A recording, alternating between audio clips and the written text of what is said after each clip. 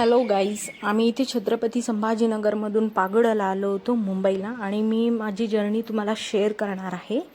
हे global meditation centre आहे pagoda आणि खूप दिवसापासून आमचं चालू होतं की जायचं. इथे माझी सासू आणि मी आम्ही दोघीजणी आहोत आणि माझा मुलगा देवांश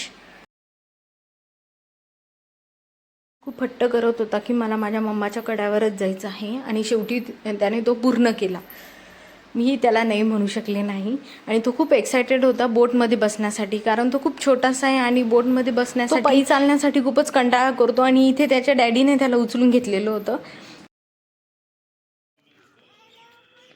आणि फायनली आम्ही तिथे पोहोचलो. हे एक ग्लोबल मेडिटेशन सेंटर आहे आणि आमचं खूप दिवसापासून चालू होती इथे व्हिजिट द्यायची आणि आम्ही फायनली तिथे गेलो. खूपच एक्सायटेड होतो आणि आमच्यापेक्षाही जास्त देवांश खूप जास्त एक्सायटेड होता.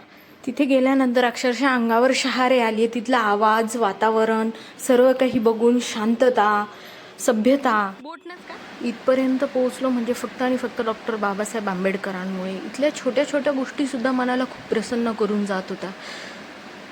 हत्ती आणि प्राणी बघून समजलं गौतम बुद्धांना फक्त माणूसच नाही तर प्राणीसुद्धा शरण गेले होते आणि नतमस्तक झाले होते. इथलं वातावरण बघून मन खूप प्रसन्न. गौतम बुद्ध हे जगाला शांततेचा संदेश देऊन गेले.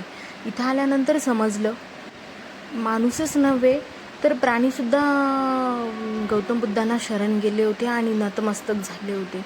इथलं इतकं प्रसन्न वातावरण होतं की बस मनही खूप शांत आणि प्रसन्न झालं. इथलं वातावरण बघून, शांतता बघून असं वाटत होतं की इथून जावंच नाही, इथे कमीत कमी 2-3 दिवस तरी राहावं. जे पण काही इथपर्यंत पोहोचलो आहे डॉक्टर बाबासाहेब आंबेडकरांमुळे.